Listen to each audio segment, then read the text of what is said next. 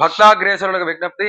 ప్రకాశం జిల్లాలో సుబ్రహ్మణ్యేశ్వర స్వామి వారి యొక్క మందిరాలు చాలా తక్కువగా ఉన్నప్పటికీ కూడా మన మార్కాపురంలో శ్రీ చంద్రమౌళీశ్వర ఆలయంలో వేయించేసినటువంటి సుబ్రహ్మణ్యేశ్వర స్వామి వారికి భక్తులందరూ కూడా వారి యొక్క స్వహస్తాలతోటే స్వామి వారికి అభిషేక సేవ నిర్వహించేటువంటి అవకాశం ఉందన్నమాట. కార్తీక మాస బహుళ ఏకాదశి నుండి మార్గశిర మాస శుద్ధ షష్ఠి వరకు కూడా అంగరంగ వైభవవిధంగా నిర్వహించడం జరుగుతుంది.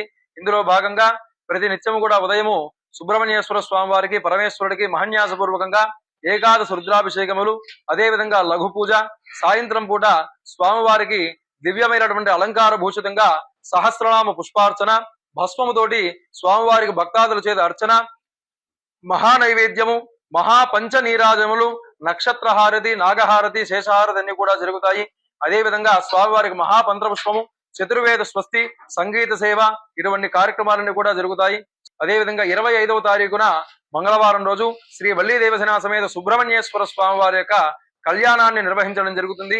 26వ తారీఖున సుబ్రహ్మణ్యేశ్వర స్వామి మహాహోమం, మహాపూర్ణాహుతి, అన్న సందర్పణ కార్యక్రమాలు కూడా చాలా బాగా జరుగుతాయి. కావున ఏకాదశి నుండి సుబ్రహ్మణ్య షష్ఠి వరకు జరిగేటువంటి ఈ యొక్క కార్యక్రమాలన్నింటిలో కూడా 50 మంది భక్తాదులందరూ కూడా పాల్గొని స్వామివారి యొక్క దివ్య అనుగ్రహానికి పాత్రలు కావాల్సిందిగా విజ్ఞప్తి చేస్తున్నాం. ఓం నమ శివాయ. హర హర మహాదేవ.